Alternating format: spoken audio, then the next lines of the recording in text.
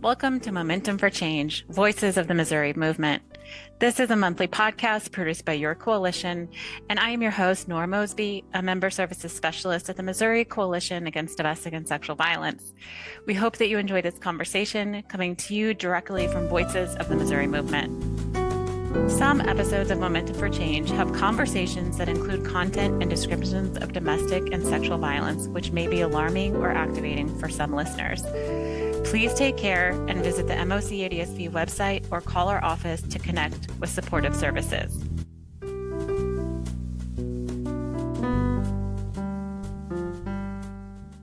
Welcome to episode 12 of season 3 of Momentum for Change. This is part 1 of episode 12, and I'm your host, Nora Mosby. Momentum for Change is a monthly podcast brought to you by the Missouri Coalition Against Domestic and Sexual Violence to lift up voices of the Missouri movement. This 2-part episode is the final episode of season 3, and we're shifting things around just a little bit. Instead of recording a discussion from our studio, we took the podcast live to the MOCADSV biannual conference in Columbia, Missouri on November 6th, 7th, and 8th, 2024. The theme of the conference was unity, and for this episode, I'm joined by conference attendees who share their thoughts about the conference, advocacy, and the collective power of the Missouri movement. Thank you to our guests for joining the conversation at conference and to our listeners for tuning in. I hope you all enjoy these reflections provided at the MOCADSV Conference from Voices of the Missouri Movement. And Dr. Logan, thank you so much for talking to me on the podcast. Can you introduce yourself and let us know what organization you work for? Yeah, thanks so much for having me. My name is Stephanie Logan, and I am the CEO of DeafLEAD. Oh, that's wonderful. Can you tell our listeners something that's going really well at DeafLEAD, something you're proud of? My gosh, there are so many things. I think first it's really important for me to share that I lost my hearing when I was 23 to spinal meningitis, so I cannot hear. I use sign language to communicate, but I can voice for myself because I had spoken for 23 years. And so in this particular conversation that we're having, I'm choosing to voice for myself, but I have an interpreter with me, AJ Housewright, and he's going to be interpreting everything that you are saying to me today. So I just wanted to share that really quick. I've been the CEO of DeafLEAD since its inception 29 years ago. I was its first employee, and I had a donated office space and a one room that was about the size of a standard living room. And my first job was to provide the furniture for the organization and literally starting from scratch. And my other job was to figure out what were the significant needs in the deaf community because there were no deaf services in the state of Missouri. And when I went around the state that first year of my employment, and I had come from Georgia to Missouri, and I'd only been deaf for a few years. So when I lost my hearing, I came and I was a baby, but I became the executive director was what I was called at the time. CEO is exactly the same thing, just a fancier way of saying it. So I went around the state and I met deaf individuals around the state, and I found out over and over again, the issues were really related to mental health services and lack of access to mental health services and crisis intervention services, primarily domestic violence, sexual violence, child abuse. And so it really became, after that first year, my mission to find funding sources for services for victims of crime. And that really was what started our victim services here at DeafLEAD. Something that I am incredibly proud of that we are doing at DeafLEAD is that, I was the first employee. We are now 29 years later, and we've grown to over 400 employees at the organization. We provide primarily Missouri services to victims of crime who are deaf, hard of hearing, like deafened, deafblind, but we also now are able to provide those services nationwide. So when we have an individual who's deaf from out of our state, we are able to provide services and support for those individuals. And we are a leader in the field nationwide, and that's super exciting. So that's one thing I'd like to share. The other thing that I think is just enormous, and I'm super proud of this, we have the sole state contract for 988 chat and text for the state of Missouri, and we are also one of only a handful of national backup centers for 988. 988 is the National Suicide Prevention Lifeline that 2 years ago became 988, a three-digit number, just like we have 911 for medical emergencies. We have 988 for mental health emergencies. And so we, at our organization, have hundreds of employees, both deaf and hearing, working together to provide chat and text around our nation and state. Finally, when services are provided to the deaf community, hearing organizations are providing those services. And in this particular situation, for the last several years, DeafLEAD has been a leader in providing a very traditionally hearing service. And that really kind of flips the script, turns the world upside down, where the deaf community, the deaf-run, deaf-led organization is providing services for hearing individuals. And I think that is amazing, and I'm super proud of that. I could not agree more. It is amazing. Congratulations. So Thank you started 29 years ago with a staff of one. Can you share approximately how many staff you all have at DeafLEAD now? So now we have over 400 employees Holy at the cow. organization. That's a lot of growth. There's a lot of growth, and a lot of that growth has happened really through COVID, because the contracts that we received just before COVID hit, and then we received more contracts through the COVID period. So our onboarding was crazy. I mean, no kidding. We had onboardings that we had to get services up and running within 30 days. And so we're literally putting out applications and then interviewing folks and then getting them on the line, trained and on the line, and did it all within a matter of 30 to 45 days. It was incredible. And we did that like 4 times. Impressive. Congratulations on all that growth. So Thank you. Dr. Logan, as you've probably noticed, the theme of the conference this year is unity. Can you speak to the word unity and why you think it's important for advocacy or crisis intervention work? That's so funny that you that you're asking me that question, because I received an email, and when I got it, I thought it was just from Heidi, one of the staff members here at MOCADSV. But I got the email. I thought it was just from me, but it was this poll that they were doing that was related to, like, what's your definition of unity? And I realized, oh, a bunch of people got it, and I saw that through the conference app. So then I started like really thinking about, what does unity mean to me? How would I define that? What would I say to answer just that question? And so I really worked on this for a good 36 hours, and was putting together, and I finally came down to 3 or 4 sentences that I felt really defined what I believe unity to be. And I go on to the poll, and the poll only allows you to put a 15-character answer. That's it. So I'm like, that's like one word. That's like maybe 2 words I can get out of that. And so I was like, oh, good grief. And so I came up with my 15-character answer: shared vision. It's a shared vision, but it's so much more than that. There's something transformative about unity that is collective, and it brings us together. And when unity isn't even agreeing on everything, but it's going, we don't care. We don't care that we don't agree, but we're going to be unified in our mission and what we want to accomplish together. And it goes beyond one person. And that's what I think is significant about unity, is unity is more than one, because we can't do it alone. Yep, so beautifully said. Thank you for just having a perfect way with words, Dr. Logan. I really appreciate it. Also, I wanted to ask you, I know it's just the first day of conference, but how is it going? Anything highlights so far? Anything you're looking forward to? Yes.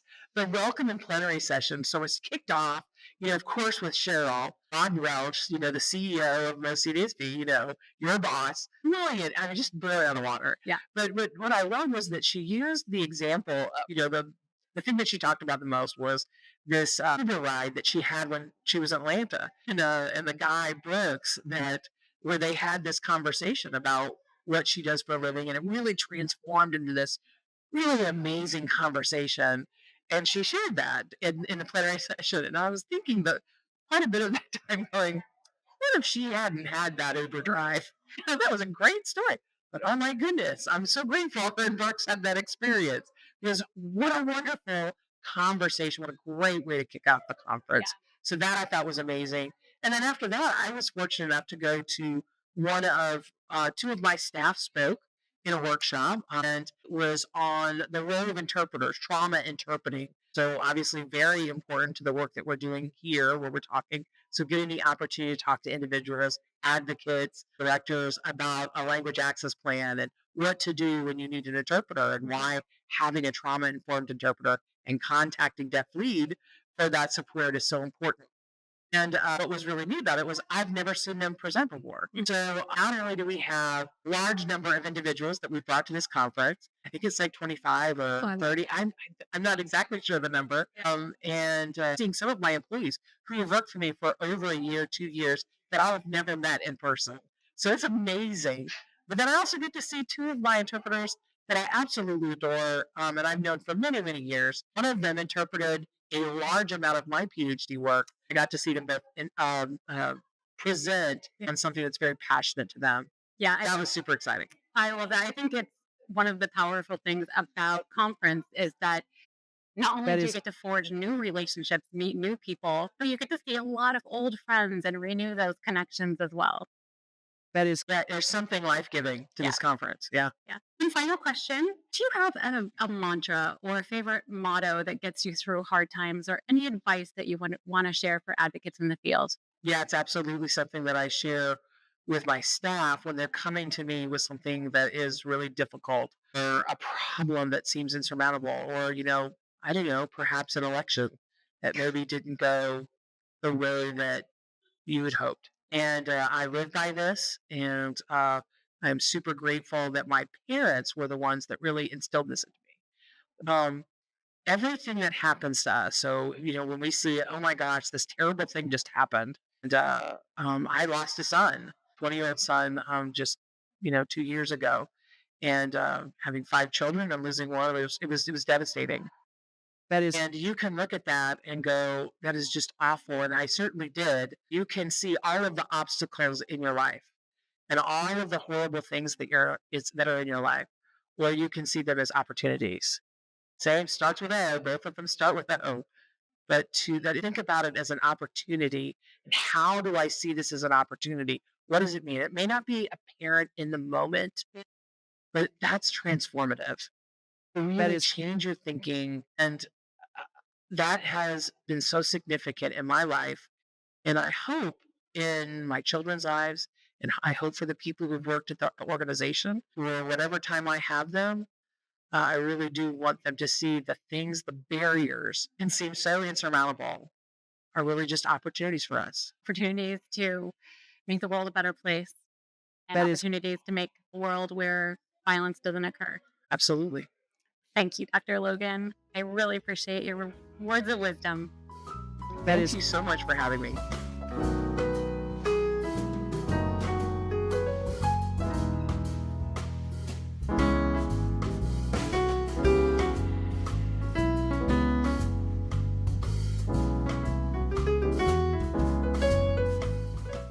Hi, I'm Asia Buie. I'm the Director of Residential Services at the Women's Safe House. My name is McKenna Nguepsi, and I'm the Director of Development and Advancement at the Women's Safe House. The Women's Safe House is an incredible organization, and you all provide amazing services. But is there something in particular that you're particularly proud of? I think the thing that I am the most proud of is the housing stability that we provide. I think that is worth more than $1 million. I also believe that is being a positive influence in the community. Right. So I think we're at possibly 95% of our families that come into shelter actually receive stable housing. So that's a big deal.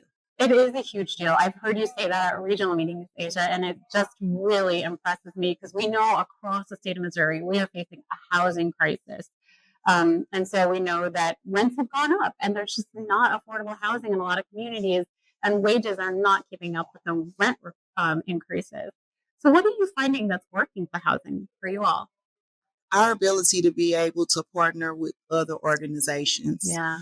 Our ability to be able to, as I've said before, look at everyone and their individual needs. Yeah. Yeah, so I think that plays a big part of it. And most of the time, our families do have a lot of barriers that prevent them from actually finding housing. But when you work with a dynamic team, what you will find is that anything is possible. So, Absolutely. Is there anything that you'd like to speak to that you're proud of at the Women's Safe House, McKenna? Absolutely. I think most recently what I'm proud of is the recurring giving and social society that we've built. It's called Her Village. Yeah. Tell us about that. Yes. We're very excited about it. It came to be because, we all know the African proverb, it takes a village to raise a child. Yeah. And at the Women's Safe House, we know it takes a village to support and uplift survivors and their families. And so that really is what Her Village is all about. It's about creating a community of supporters who are there every single month to contribute to the Women's Safe House and ensure that our programs can continue and thrive and grow because it's money we can count on. It's also an opportunity to stay involved. We do exclusive volunteer opportunities, networking opportunities, and just really build that community. It's for survivors. It's made up with survivors.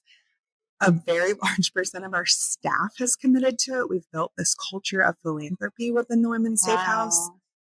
Our staff believes in what we do. And so they are willing to give back because they know the impact it has on our women and families. And so it's been beautiful. We're 1 month in and we have about 20 members already, which is so exciting. And it's only the beginning. So wow. Well, congratulations on that. That is so impressive. Not only are you making your community safer by providing these life-saving services to survivors, but I think there's something so inspiring when you see the community, when you see staff in an organization come forward and support the work. It fills your cup, doesn't it? Yes, it does. Which leads me to my next question about unity. And so clearly you are both two people who care deeply about collaboration. Can you speak to the value of unity in the anti-violence movement? I think that unity is a word that's often used, but quite frankly, not understood all the time because it's thrown around so much. But from my perspective, unity means a group of diverse people that are moving towards the same goal. And to your point, is to make our community a safer place. I love what you just said. Do you mind saying that one more time? Because I just think it was a really strong point. That unity is about a diverse group of people moving towards the same goal. And at this point, it's making our community a safer place. And we really see that at conference. We see people coming from all over the state, from all different backgrounds, but they care about ending domestic and sexual violence. And so we really see that unity here at this conference. Yeah, I think that sometimes we think that things are silos, like, homicides and theft and all of these things. We see them as individual things and we don't look at them holistically as the big picture. So, yeah. McKenna, do you have any thoughts you'd like to share about unity? I don't think I can top Asia. She's brilliant, and that's a hard one to follow up. I appreciate everything you said. Yeah, you totally nailed it. Thank you for your thoughts on that one. No problem. So I would like to ask for your thoughts on conference. This is day 2. Is there anything that's standing out to you that as a highlight or something you'd like to talk about that you think would be helpful for you and the advocacy services you provide?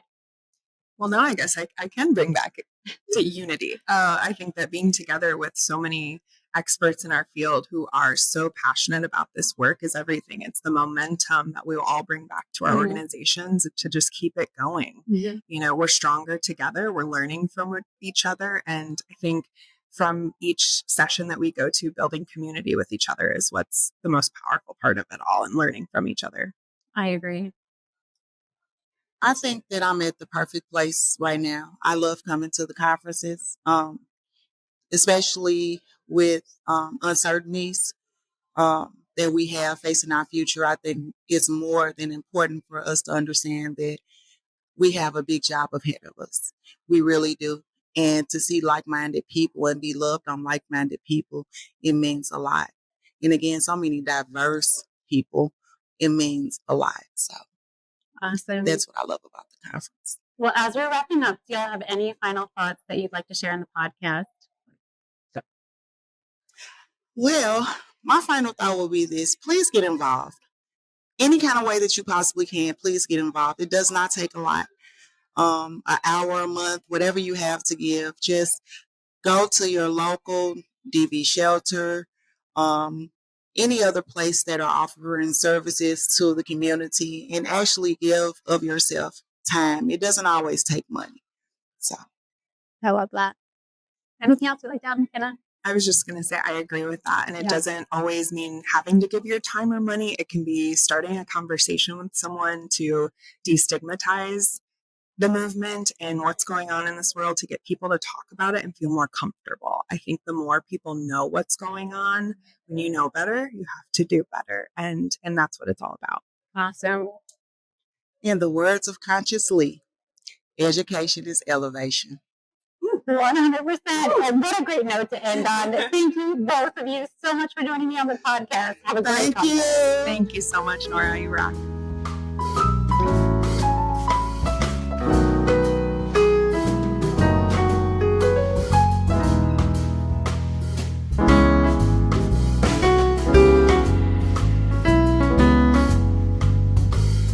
I am Lori Haney. I'm the Executive Director of Citizens Against Spouse Abuse.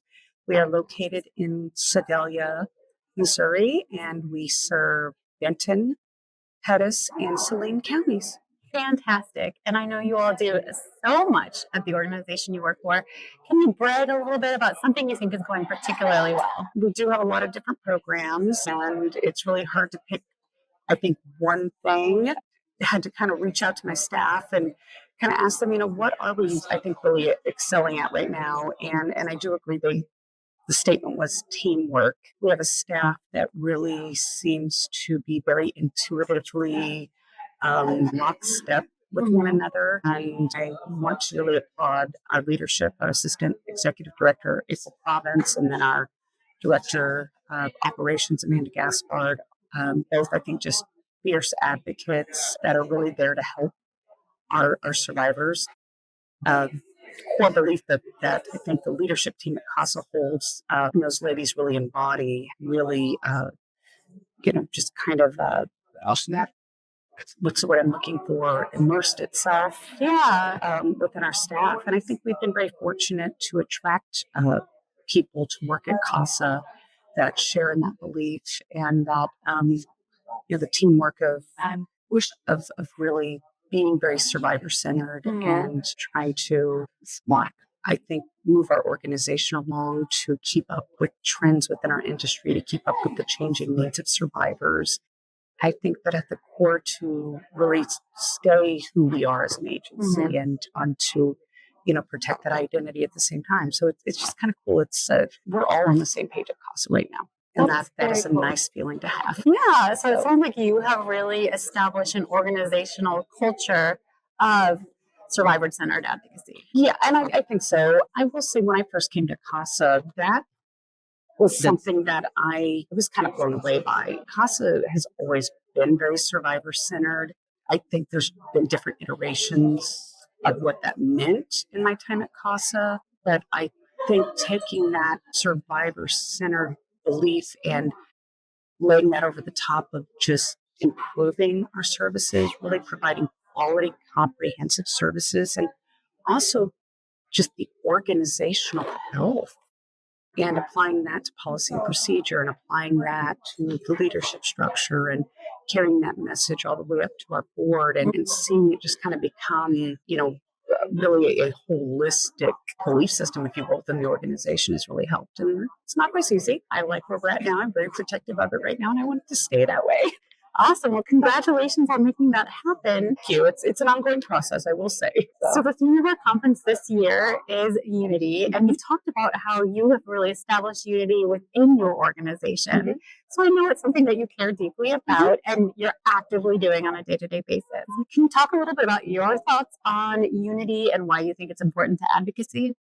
Well, I think for me, and going back to that teamwork thing, and I think what makes teamwork with our organization is just having that collective voice and that collective consciousness, that shared belief, and also making room for other people's voices. I think it's very easy as executive directors to know that you're the person in charge and you get to set the tone and you get to lead almost all the time. But I've also learned that I know I don't have all the answers, and being receptive to getting feedback from your team, sometimes even when it's not good feedback, it might be directed at you. Sometimes getting out of their way, and getting out of your own way, but also sometimes, yes, you have to take charge and help guide that conversation so that we can get to that collective voice.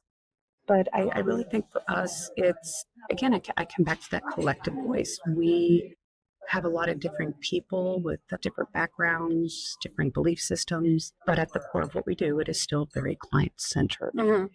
And I really think that why that is so important is, at the end of the day, that impacts the services that we're providing to survivors.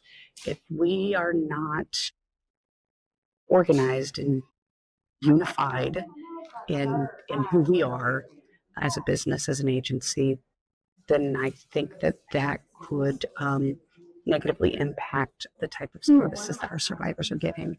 So as a director, one of my main goals is to really focus on the overall organizational health, and because that's going to trickle all the way down in that hotline call that survivor receives, to the language access services that we provide, and to shelter programming. And though there's all these different varied service pieces that can be very standalone in their own right, it's still part of one big collective organization. And I think that collective voice, that collective philosophy, to me, unity means a collective of people, or a collective of ideas, or that there still has to be that commonality. And I'm happy to say right now at CASA, I feel that we're on that same page. We have that commonality. We are all collectively moving towards a very similar goal, very same goal. And again, at the center of it in all those conversations is, if we're going to change something, if we're going to improve something, how is it going to impact our survivors? Yeah. And that has to be, and if it needs to be changed, I think we need to change it because we know it is already negatively impacting a survivor. It's going to better the circumstances for our survivors that we serve. So that's what it's always come down to, is what is going to be best for the people that we serve. And yeah, so many important points you just made there. Thanks, Lori. It really is. It really is. So I know that you've been involved in this work for quite a long time, and this is not your first conference. No. So what is something that you really enjoy about conference? Something that maybe a highlight that has already happened during this conference, or just anything about conference that you'd like to talk about? We'd love to hear about it, especially since you are somebody who's been to more than one. My first conference was actually in 2004 when I was a baby advocate. I wasn't even a director yet. So I don't even remember how many I've gone to now, because I went, I believe, every year, because I became a director in 2010. I went every year. I don't remember when the coalition went to, conference every 2 years. And of course, then we had the pandemic, and that interrupted everything. So I've been here a few times. I think the thing that I get the most out of conference is being surrounded by other advocates, people that, and I think this is probably with any field, is when you come to a conference within your own industry, there's always maybe that awkwardness of being introduced to somebody new, or the, where are you from? What do you do? Kind of conversations that we have when we're out in public. But as advocates, we're already, we already know the first general 5 questions you're going to ask somebody in those situations. And so I don't have to get a read on maybe what this person's belief systems are, or what their convictions may be. If they're at this conference, they're like-minded individuals. We are here for me. I'm here because I knew at a very young age, I identified with the F word. I'm a feminist. And I wanted to it's within my core, I just believe in women helping women. And this movement has actually helped me expand that belief system, that it's not just women, though it is predominantly women still, but that I want to help survivors. I want to better the circumstances for anybody who's being victimized in our communities, across our state, across our country. And I know that the people that are the strangers that just sat down at the table with me share that same belief system. Yeah. And the support that we get from one another. The work is hard. We talk a lot about self-care, and it's definitely much more than bubble baths and chocolate.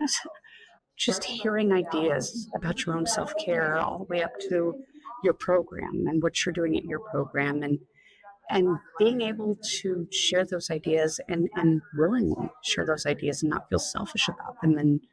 And if my program 2 or 3 counties away is, succeeding, then that means I'm succeeding because I have another program that I can rely on for resources for the people that we're serving, or maybe the ones we can't serve for whatever reason. But I also have a friend in the movement that can give me ideas and give me support when I need it, and vice versa. So that's what conference really does for me, is just being surrounded by like-minded people. I think in spite of the events of Tuesday, I'll be honest, I didn't want to come at first because I didn't really want to do anything. A lot of anxiety and a lot of sadness. And so yesterday I remember telling some people I was kind of emotionally flat. And now today I'm so glad I did come, because I'm also surrounded by people that understand what I'm feeling, and probably a lot of ways are feeling the same ways that I'm feeling. Yeah. So I think now more than ever, this was probably exactly where I needed to be for these next few days. I'm so happy to hear that. There is a way that conference can kind of lift up our spirits. Oh, yeah. Yeah. And I mean, Cheryl in her opening speech was just kind of talking about just almost, she didn't say burnout, but almost some of those emotions that come with it. I know that this year we have focused so much on strategic planning and on growing the leadership, the administrative side of the agency, the business that is our nonprofit, that I myself got kind of disconnected from the day-to-day of the survivors that we work with and their stories. And I always want to believe I'm very client-centered. And that's always at the core of the decisions that I make. But I found that as I went more down this road, I got less and less inspired. And I was making the comment, as we're looking at our theme for our fundraising event next year, I'm like, I want to be inspired. I need to be inspired. That is something that I think this conference actually gave me. Is the theme unity this year is very inspirational and very aspirational. I needed that right now. I really did, in more ways than one. Either from being upset about current events or from just being bogged down with work and stuff. At the very least, it's just to get away from the office where you get a little bit of education and networking while you're at it. Absolutely. Well, thank you so much for joining the podcast, Lori. It's great to have your thoughts.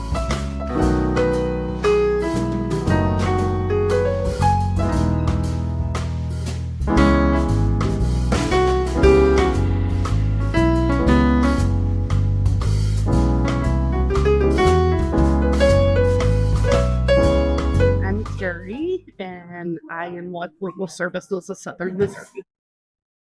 My name is Megan, and I'm an attorney with Legal Services of Southern Missouri. Fantastic. So, what is something that is going really well at Legal Services of Southern Missouri, or something that you just want to brag on about your organization? We're helping lots of victims. Our number is way up right now, seeing lots of victims. We are housed at the Family Justice Center, actually. The Family Justice Center is kind of a joint organization. So we're located in the old school building. And in that one building, the legal services, which is us. We also have the domestic violence unit for the prosecutor's office. We have the domestic violence unit for local law enforcement, borough mental health workers, housing resources, shelter resources, children's division, all kinds of stuff on one building.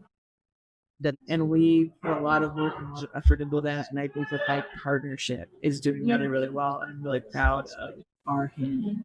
Well, congratulations on that success. I know that is a project you all built from the ground up, and to see it come to fruition and serve so many survivors is so exciting. Yes, and I actually am able to work. We have navigators and myself who go to ex parte court every Tuesday. And so we're able to help victims. That's fantastic. Meeting survivors where they're at and where they really are in crisis and need that legal representation. Definitely. That's wonderful to hear about. Thanks for sharing that. You all may have heard that the theme for our conference this year is unity. And so if you have any thoughts about unity and the role that unity plays in providing advocacy services, I would love to hear it. Well, I feel like unity is a must in this field, because without unity, we don't have anything. You have to come together as a team in order to be the best advocate you can be. I think unity is important. Even going back to thinking about what we do, we work primarily in the family court system and in protection. Sometimes things are going on and we want like the prosecutor's office to do something, we want law enforcement to do something, and having good relationships and being able to work together is how we can accomplish it. And if we're not able to communicate, we don't have those relationships, and we're not going to get a lot of things accomplished. So beautifully said. Thank you. So I love a new book or podcast or any resource related to the field of domestic or sexual violence advocacy. And if you don't have any recommendations, that's totally okay. But have you come across any new resources or materials based on domestic and sexual violence? I actually have. I am currently listening to a podcast called The Cult I Left Behind. Tell me more. And she left the IBLP religion. She is a sexual assault survivor, and she goes into details about her story. And they actually also had someone from the Georgia Family Justice Center that they, One Safe Place, that they talked to on that podcast. And that kind of really sat well with me. So I was like, yes. I love it when our people are featured on podcasts, Yes. much like you all are doing right now. Yes. So, and I also love a good podcast recommendation. So thank you for that. Yes. Anything else you wanted to share? Resources? I think this one's probably a well-known book, but I came across it when my school was required reading for a domestic violence class I was taking. But No Visible Bruises is always a really good one that I recommend with people. Elizabeth Snyder, it's fantastic. I agree. It's a great book. So let's move to conference. Anything you're really excited about, looking forward to with conference, or any highlights so far? I know it's just the first day, but anything that stands out to you? I did the immigration session, and that was really a good session to be in for us because we do have so many people we're trying to help with immigration and learning about translators and what is required and what the courts have to do as opposed to whether they want to or not was very informative. We almost always have an undocumented or non-English speaking client, and so that kind of stuff is really important for us to learn more about. And we don't have a lot of resources for them. Things are always improving, but right now it can be kind of a struggle. Yeah. Well, much like with the Family Justice Center you all built, things start with an idea, and before you know it, you're providing services that just started as an idea. Yes. As we're wrapping up, just one final question. Do you have a motto that you tell yourself related to advocacy, or do you have like a mantra that keeps you going during hard days, or any words of wisdom or advice you'd want to share with other advocates in the field? One thing my husband says to me a lot is, I don't know how you do this every day. And so there are days where I don't know how I do it every day either, but I know if I'm not doing it, that's one less person out there to be an advocate. I think always lean on your coworkers. I so value having Carrie work in the office with me, and it's great to have a support system that understands what you have to deal with every day. But even on those bad days, always think about the good that you're doing in long term. Yeah. Well, thank you for those inspiring words of wisdom. Carrie and Megan are much appreciated. I hope you have a wonderful time at the conference. Thank you.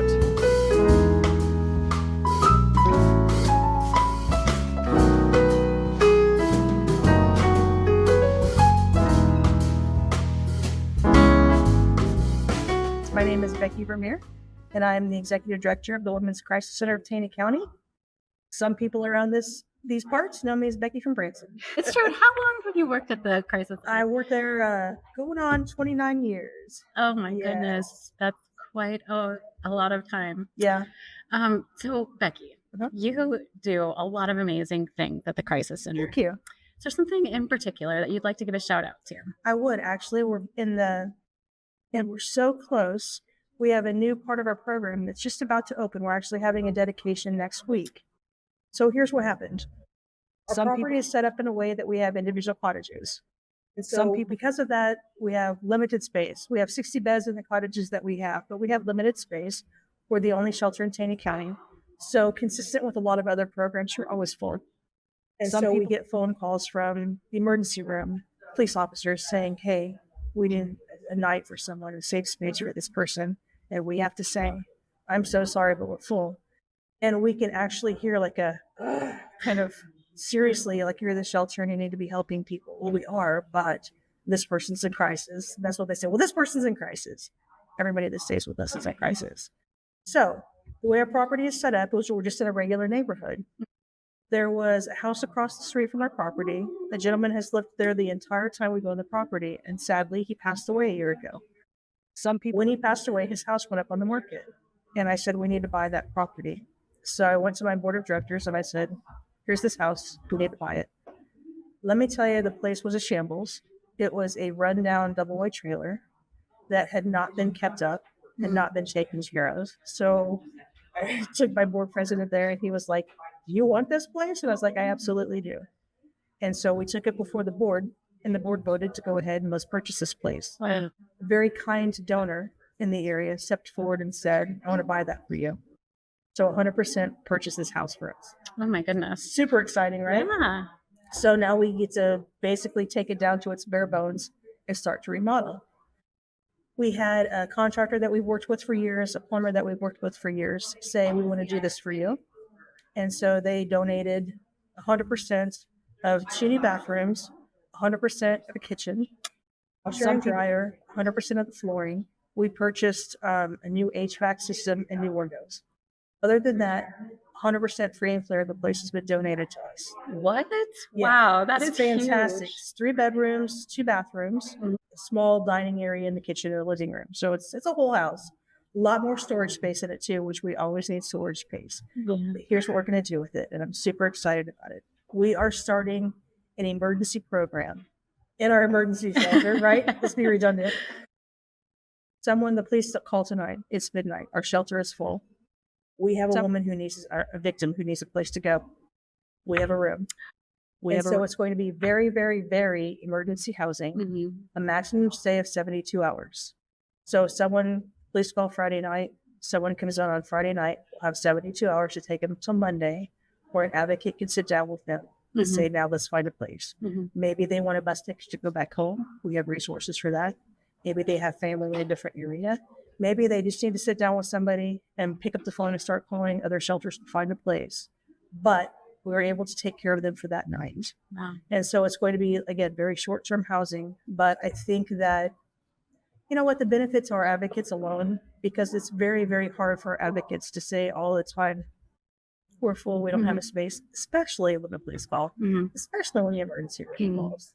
We're not going to have to do that. Yep. Congratulations on that. Thank you. It's so inspiring to hear about all the support you're getting from the community in order to open it at such an affordable price. Right. And I can just imagine that very short stay being really helpful for some high risk situations. Exactly. Where there's a high risk for lethality and they just need a place to go for maybe a night or two. That's right. And that's exactly what it's going to be, just a night or two. In theory, I mean, I'm hoping we can pull this off. Until you actually start doing something, you don't know what the stacks might be. But in the perfect world right now, that's our vision, is a night or two till we can access the resources that are necessary, put them in contact with family if they want to go stay with family or whatever else. Well, thanks for sharing that exciting new development. And congratulations. That is huge. Thank you. So in addition to being a guest on Momentum for Change today, you have also got a lot of experience hosting your own podcast. I do, as a matter of fact. Can you tell our listeners about that? I can. Can I give you the backstory? I would love to hear it.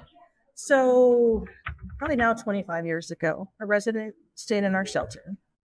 She was someone that I did like peer counseling with. She spent a lot of time in conversation with me, and we worked together a lot on her healing journey. After she transitioned out of shelter, she just went and did her own thing like lots of people do. In the meantime, she felt like she was called to write a book. And so she wrote a book about her life story. And the name of her book is called Free to Soar. She was contacted by a friend of hers, and she was given a free year on a television show that was actually a Roku television show that people had to buy a subscription to watch. So she was all excited. She decides to make the topic of this show domestic violence. She said to herself, there's no way that I can do a show about domestic violence by myself. As a victim, I can come from that perspective, but I need an expert in the field to do this with me. So Well, she said thanks. she was thinking about it. She said, "You're the only name that came to her, first and only." And she called me. It was right during the heart of COVID. She called me and she said, "Do you want to do this?" And I said, "Oh my gosh, this call could not have come at a better time." Mhm. One of my passions is training.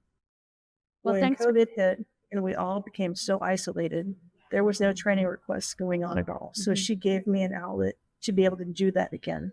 So of course I wholeheartedly said yes. So we started filming these episodes all through Zoom, and it was being aired on this Roku channel. When the year ran out, what we found out was because it was a subscription channel, the person that owned the channel didn't do a great job promoting it. Mhm. We had like 13 subscribers. Well, thanks. So we're like, you know what? Well, This thanks. is really good information. We really enjoy our rapport with each other. We had fun banter. It was 100% unscripted. I never knew what she was going to ask me. She never knew what I was going to say. Like, it was just us having a conversation Really? on a weekly basis. And so she proposed, "Can we do this on YouTube?" And I said, "Let's do it." So we took all the episodes from the TV channel and put them on YouTube, and then continued to record. So we have over 100 episodes. YouTube, Well, thanks. all about all things domestic violence. So some of it is just us talking about a topic, Mhm. me providing education about that topic. But the fun stuff too is we've had the opportunity to interview a lot of people on that channel. Mhm. I've interviewed some of my staff, Mhm. some of her friends and acquaintances that she's known. It's fantastic. I love doing it. Yes. I'm very proud of the work that we put together. I think what we talked about a few months ago, she asked me if we could retire for a while, and I said sure. And here's what I told her at the time: what I love about this, it's timeless. And so 5 years from now, if someone Googles DV 101, answer a question about verbal abuse, you could pull that at YouTube channel up and Yeah. get that information. Yeah, when I first heard about the podcast, actually, it was from a Southwest regional meeting, and your court advocate, Shelley, came to the meeting and was talking about how you were using episodes of the podcast in support groups. Yes. And talking about the power and control wheel and support group. And I watched that episode on my way home from the regional meeting, and I was a fan ever since. Oh, thank you. And I just want to give a shout out to all of the episodes on the podcast that they can be used as tools in advocacy, Yes. including in support groups, but also recommending them to survivors. And also, I think they're really helpful for service providers. Thank you. Yeah, So- I'm really proud of what we did. So, for our listeners who want to tune in, just like I did, how can they find episodes of your podcast? You go to YouTube Mhm. and you Google "Free to Soar." Mhm. That is the name of her book. And so I believe still the picture that comes up is a book cover. Mhm. Her name is Rebecca Adams. And so it's her book with her name on it. That's the name of the channel, "Free to Soar." Okay. And so if you Google that, you'll see all of our episodes. We had so much fun doing that. And we're not done. We're just kind of a little hiatus right now. Well, listeners, I highly recommend that podcast. Thank So you. please go check it out. It's fantastic. Appreciate that. Becky, in your 29 years of advocacy, you have worked a lot locally at your shelter in Haney County. Mhm. But you've also been very involved in your community and throughout the state. I wouldn't be surprised if you've also been involved in national efforts. So I know collaboration is something that's really important to you. Mhm. Can you talk about the issue of unity and how you value it in your advocacy work? Absolutely. So at different levels, I can't do it all by myself. I would burn out and give up, right? It takes all of us. You know, you hear the old expressions, "it takes a village," or things like that. But the information that I have as someone who's been around for a long time, I have a new advocate, 6 weeks old. I need her to come and talk to me today. She just did. I heard this thing in this workshop. I heard this thing in this workshop. Can that translate into work at the crisis center? I need that.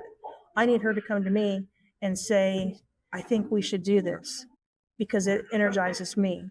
And then my experience when I train her, it energizes her. It takes the two of us to do the work that we do at the crisis center, plus this person, plus that person. So locally, it's us working together like oxen pulling in the same direction. But then statewide, coalition level wide, I've always relied really heavily on the coalition for guidance, for direction, for trends. The new up and comers, like they have the information. If they didn't give me that, I couldn't do you as part of the coalition. If you didn't give me that, I couldn't do what I do in Taney County. Mhm. And so we're on the same team. That's what unity means to me. We're on the same team. when you pass the ball to me, I need to take it and I need to run down the court and make that shot. Mm-hmm. And when I miss, I need you to rebound and help me figure that out. Mhm. What am I doing next? And so to me, it's pulling on the same team, working together as one. Mhm. The speaker today I thought was excellent in that whole the language thing. We need to be saying the same things. We need to be change the knowledge, change the terminology. If what we've been calling it didn't work, change that terminology. I Yeah. couldn't. Well, Becky, you have been providing low barrier I couldn't. voluntary services that are very innovative for several decades now. And so it is truly an honor to be on the same team as you. Thank So you. love that unity Thank that we you. have going Yes. together. This is not your first conference. You've been to several I've been conferences to over the several, years. Yes, yes. Can you speak to, any highlights of conferences over the years, why you value coming back to conference, anything you want to say about conference? We'd love to hear. The great thing about conference to me is you guys speak the same language that I speak. I can use shorthand. I can refer to that one time about that one thing, and I don't have to explain what I mean by that. I can be myself. I can be angry. I can be happy. I can be frustrated, and I leave feeling like that was refreshing. I needed to be with my people, if that makes any sense at all. And so I wouldn't miss a conference. I learn new things in the workshops from people that I'm like, they've been doing this for 5 minutes. What are they going to teach me? And by golly, if they don't teach me something, we can always, we're never too old to be taught. I couldn't. And so just that, I couldn't. Feels so good to be in a house with commonality and we're all on the same page. And that feels so good to me. Yeah, I agree. As we're wrapping up, do you have any final thoughts you want to share for the podcast? I just thank you. Yeah. It's been a pleasure visiting with you. Thank you, Becky. We really appreciate it.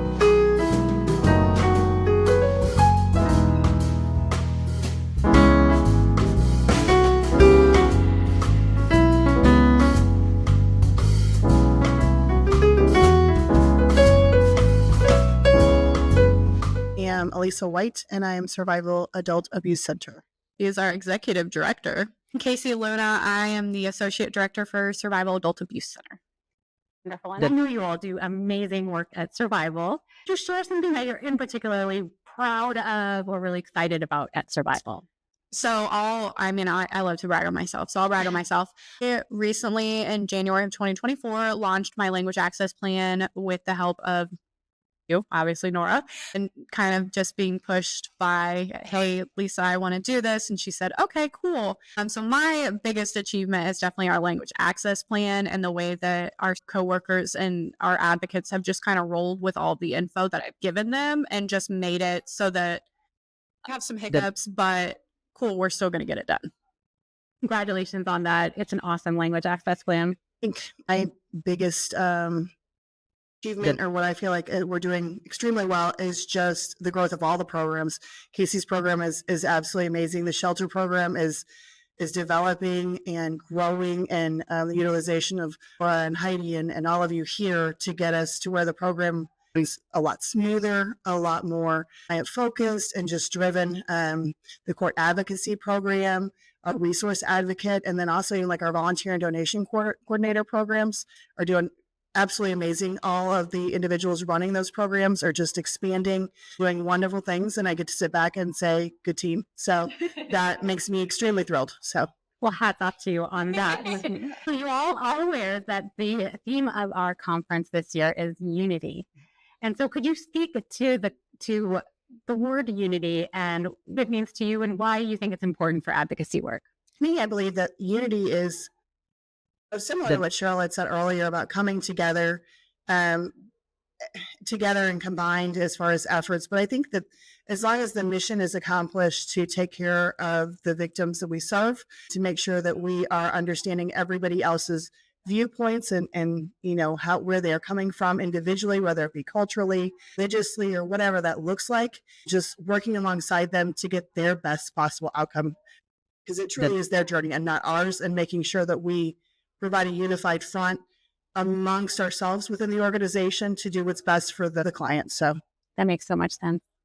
For me, so because it was brought up at the last conference that we did, was it used to be like every DV organization was against each other. And I think now with the culture that we have and the coalition that we have, it's very much like is what unity is. Like, it's working together. It's making sure that the clients that we're serving have the resources and have this and have that. And to me, that's what unity is you have to be able to work together, because if you don't work together, you're failing the people that you're trying to serve. Beautifully said, and I could not agree more. So I know it's only day one of conference.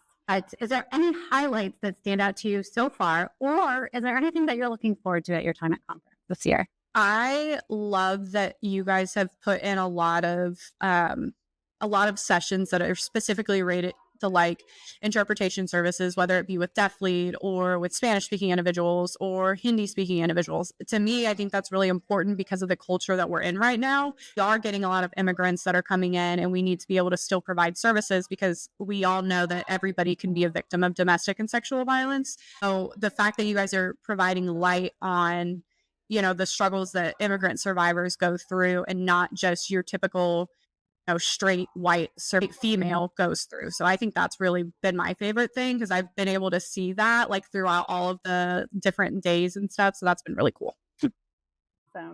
Thanks for speaking to that, Casey. I feel like anytime I come to a MOCADSV conference, just the unification amongst you guys, us able to feel like we're comfortable and coming out and speaking openly and honestly to you guys about any questions, irregardless of how silly we may feel like it might be. And then also allowing advocates to be able to do the same. So there really isn't any fear on being judged, because I think that we never have all the answers. And so even thinking that we possibly have a quarter of them is doing everybody a disfavor. I've been a lot with the last one we were in. Obviously, Casey is heightened on the language access program. Props to her for that.